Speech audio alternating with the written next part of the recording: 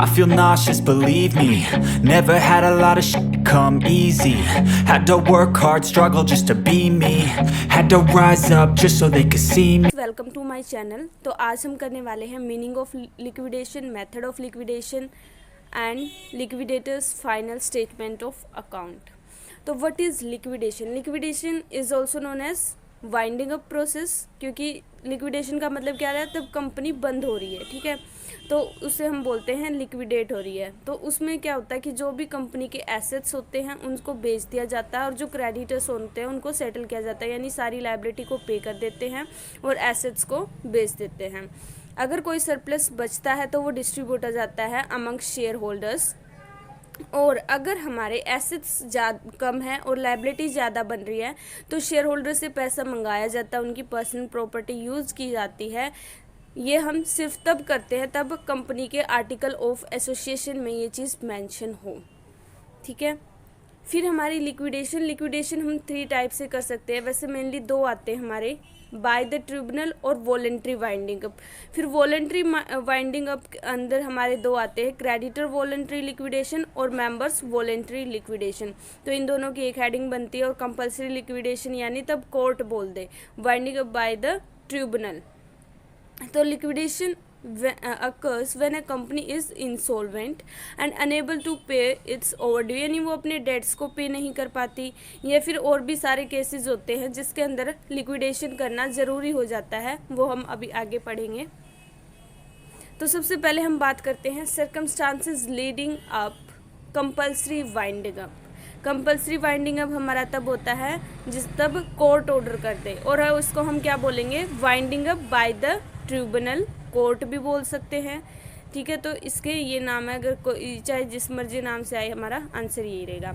तो जो मेथड हमारे लिक्विडेशन के ये डिफाइन किए गए हैं section 270 of the companies act 2013, और जो हमारा ट्रिब्यूनल वाला केस है ये डिफाइन किया गया है section 271 of the companies act 2013। तो अब हम बात कर लेते हैं जो हमारा कोर्ट का है। तो हमारे 5 सर्कमस्टांसेस होते हैं जिनके अंदर जो हमारा कोर्ट है वो बोल देता है कि कंपनी को वाउंड अप होना पड़ेगा। तो सबसे फर्स्ट हम केस की बात करते हैं। अगर कंपनी ने ही रेजोल्यूशन पास किया है कि ये डिसीजन लिया गया है कि मुझे ट्रिब्यूनल लिक्विडेट करेगा, ठीक है, और ये कौन करता है, बोर्ड ऑफ डायरेक्टर करते हैं, मीटिंग के अंदर स्पेशल रेजोल्यूशन पास किया जाता है, ठीक है, उसके अंदर ये चीज़ बोली जाती है। सेकंड, अगर हमारी कंट्री के इंटरेस्ट के अगेंस्ट कुछ भी काम कर रही है या फिर अनलॉफुल एक्टिविटी कर रही है कोई भी कंपनी जो कंट्री के प्रोविज़न के अगेंस्ट है, तो उस केस में भी कंपनी बंद हो सकती है। अगर ट्रिब्यूनल है, मतलब कोई को ऐसा लगता है कि कंपनी की जो क्रिएशन है वो इसीलिए की गई है कि वो इलीगल एक्टिविटी करने वाले हैं या फिर कोई भी फ्रॉड काम कर रहे हैं, तो इस केस में भी कोर्ट डिसीजन ले सकता है कि कंपनी को बंद करना चाहिए। अगर कंपनी ने पिछले 5 कॉन्जिक्यूटिव फाइनेंशियल ईयर में एनुअल रिटर्न फाइल नहीं करी है with the registrar of the company, 5 साल में से किसी भी साल नहीं की, ठीक है, पिछले जो हमारे 5 साल हैं 5 कॉन्जिक्यूटिव ईयर में उसने 1 साल भी फाइल रिटर्न नहीं करी है रजिस्ट्रार ऑफ द कंपनी के पास, तो उस केस में भी जो है ट्रिब्यूनल को राइट है, कोर्ट को राइट है कि वो कंपनी को बंद करवा सकते हैं। 5th पॉइंट आता है हमारा, अगर ट्रिब्यूनल को लगता है कि कंपनी को वाउंड अप होना चाहिए, जो हमने ऊपर वाले 4 पॉइंट पढ़े इनमें इन चारों से अलग कोई और न्यू केस बनता है जिसके जो है हमारा जस्ट एंड इक्विटेबल के लिए, पब्लिक के इंटरेस्ट के लिए, तो उस केस में भी क्या कर सकती है, वाउंड अप हो सकती है। और एक चीज़ और, अगर कंपनी इज़ अनेबल टू पे इट्स डेट्स, कि वो डेट्स को पेमेंट नहीं कर सकते, तो उस केस में भी कंपनी वाउंड अप हो सकती है।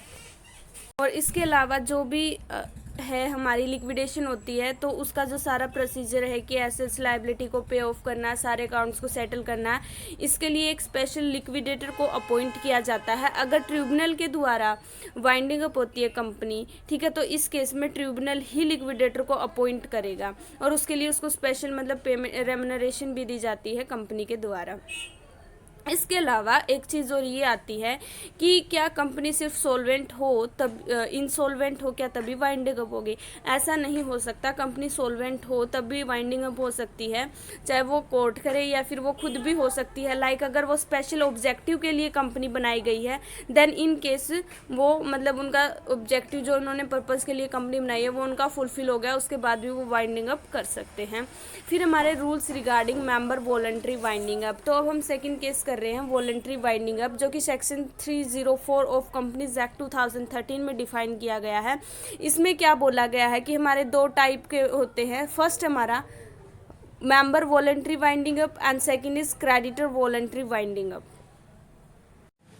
इसके अंदर क्या होता है voluntary winding up, members voluntary winding up. Voluntary का मतलब खुद की इच्छा से, और अब किसकी बात हो रही है? मेंबर्स की, यानी मेंबर्स की इच्छा से वाइंडिंग अप हो रही है कंपनी। तो this type of winding up takes place when the declaration of the company solvency is made by its director and filed with the registrar. जो भी लिक्विडेशन का जितना भी प्रोसीजर होगा बोर्ड ऑफ डायरेक्टर तय करेंगे, क्या प्रोसेस होगा, क्या डेट होगी, मतलब जो भी चीज़ें होगी सारी कौन तय करेंगे? Board of directors. और जो भी है उनको मतलब वेरीफाई कराना पड़ेगा कि उनके जो एसेट्स हैं वो इतने हैं कि वो अपनी सारी लाइबिलिटी को पे कर सकते हैं, या फिर वो और सारे जो भी डेट्स हैं वो पे कर चुके हैं। अगर ऐसा नहीं होता तो इस केस में कंपनी वाइंडिंग अप नहीं हो सकती।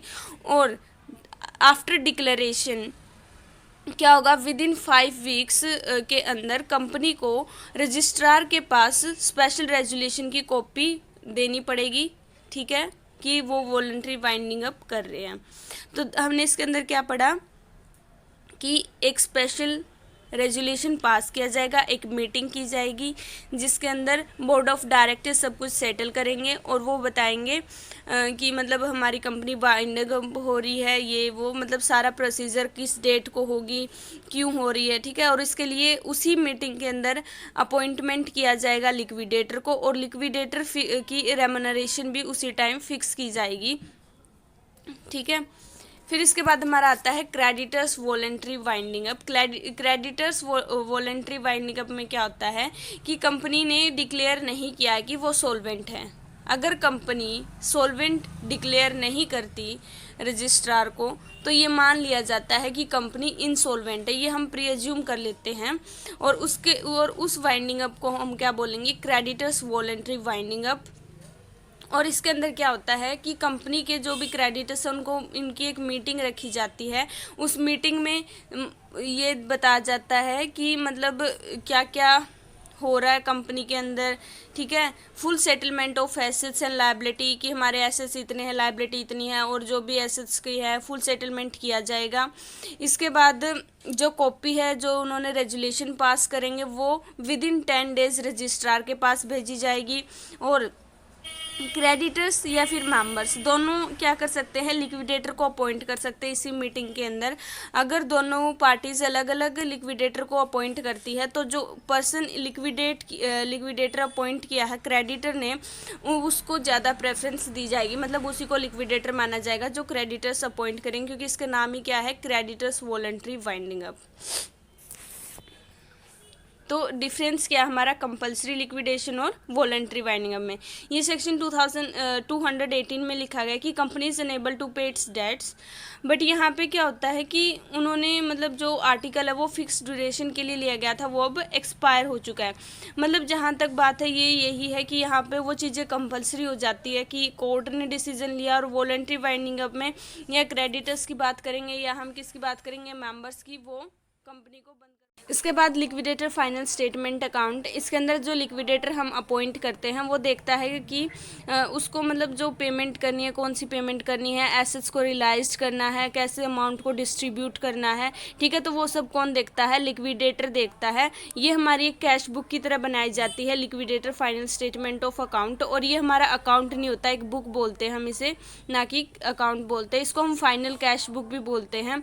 और इसके अंदर क्या होता है कि जो हम डबल एंट्री प्रिंसिपल बोलते हैं तो वो यहाँ पे फॉलो नहीं होता। डबल एंट्री प्रिंसिपल क्या होता है? जिसके दो अफेक्ट होते हैं, एक क्रेडिटर एक डेबिट। बट यहाँ पे ऐसा नहीं होता, यहाँ पे एक अफेक्ट भी हो सकता है। यहाँ पे डबल एंट्री प्रिंसिपल है वो फॉलो नहीं किया जाता।